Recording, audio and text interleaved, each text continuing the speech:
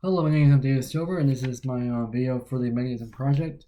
The reaction I chose to do was a free radical halogenation, specifically a 1,3-dimethyl cyclopentane reacting with chlorine gas under UV light.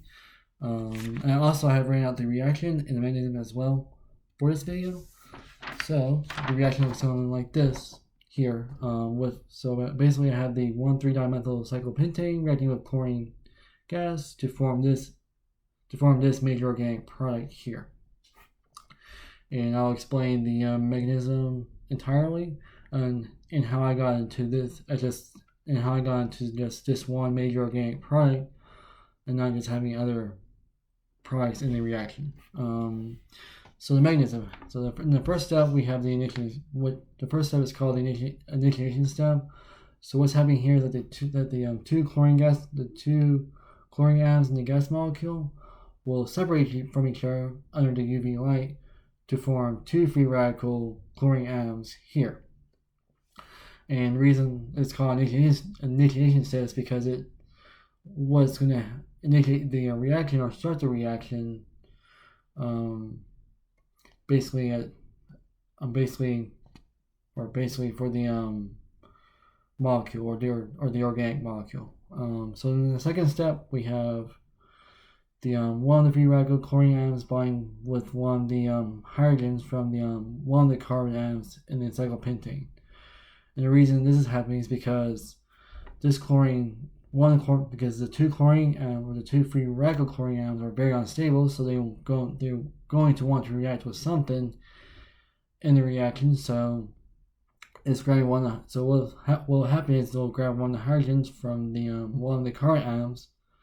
And the reason why I have shown here that the chlorine is grabbing the hydrogen from this carbon is because this carbon is the most suited to it than the other the other carbons in the ring. I could have had the chlorine grab the hydrogen from here, but it would probably been the same molecule.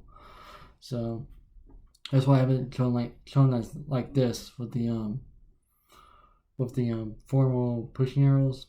So yeah, and so what will happen here is it'll form this product here from this step, because once this hydrogen uses one electron to share with the chlorine atom, it leaves one electron behind with the carbon atom to form a free radical carbon intermediate as a result from all this. And then as a side product, we have HCl that is formed, this is our inorganic product, and it's not really a major concern with this reaction. We're only concerned about the organic molecule in this reaction. So this step is called the first propagation step. So in the third step, what's happening is here, since the free radical carbon intermediate is very unstable, it's going to want to react with something in the reaction. So it will react with one of the chlorine gas molecules here. And then what's happening here is it'll use this one electron to share with one of the chlorine atoms, and then that chlorine atom will use this one electron to bond with the carbon atom. And while this is happening, the other chlorine atom will separate from the other chlorine to form a free radical chlorine atom, which will then re-enter the mechanism at step 2, because this is a chain reaction that's happening in this mechanism. And then as a result from this is that we'll have a chlorine atom bonding with the carbon atom here to form this molecule here. This will also be the major organic product from this step. And this is also called the second propagation step because of the carbon intermediate forming a bond with the chlorine gas molecule.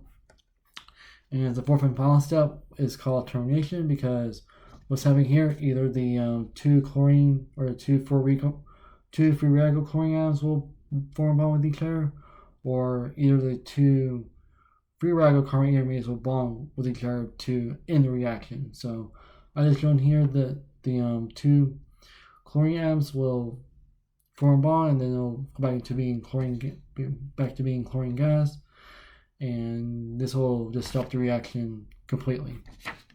So as the major organic product is this right here, and the reason why this is probably the only major organic product because there's no other products that are formed besides the HCl in this reaction. So, and the other product could have been the chlorine being here, but then again, it'll probably be the same molecule as this one, rather than not being, rather than I guess having two constitutional isomers as the product. So basically, that's how the mechanism goes for this reaction. It's not a very complicated reaction like the other ones in the course, but it's not an easy one to understand at first.